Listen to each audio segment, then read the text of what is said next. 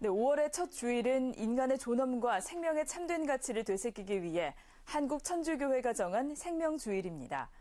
주교회의 생명윤리위원회 위원장 이용훈 주교는 생명주일을 맞아 담화를 발표하고 삶의 마지막 시기에 관한 생명교육에 적극적인 참여와 관심을 당부했습니다. 신익준 기자의 보도입니다. 죽음의 때에도 특별한 의미가 있다.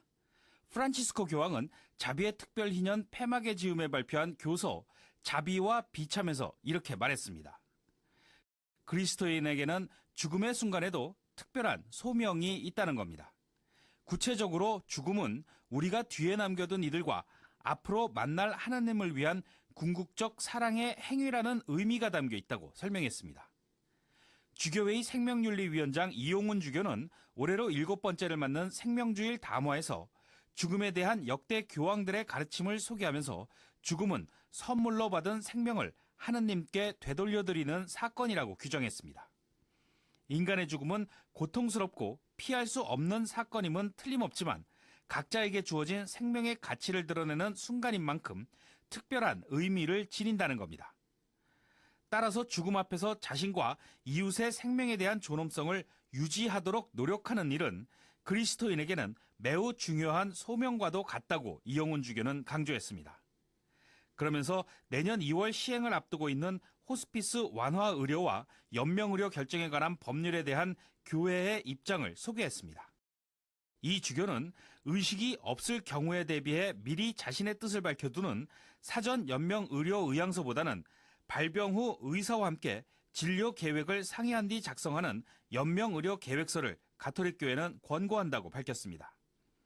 병이 발생하기도 전에 충분한 지식과 정보 없이 연명 의료 방법을 결정할 경우 오히려 환자에게 해로울 수 있기 때문이라는 겁니다. 정부의 사전 연명 의료 의향서에는 병자 성사 요청 여부 등과 같은 가톨릭 교회의 별도 양식을 추가하기 어렵다는 점도 지적했습니다.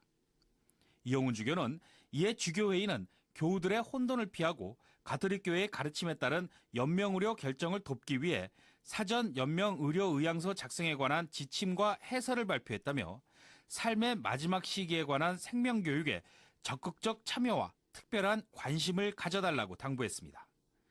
이 주교는 그리스도인에게 죽음은 생명에 대한 신앙이 드러나는 특별한 사건이라면서 생명주일이 생명의 참뜻을 되새기고 생명의 복음을 삶으로 선포하는 시간이 되길 기원했습니다. 한국천주교회는 1995년부터 5월 마지막 주일을 생명의 날로 지내오다가 2011년부터 5월 첫 주일로 옮기고 명칭도 생명주일로 바꿔 지내오고 있습니다. CPBC 신익준입니다.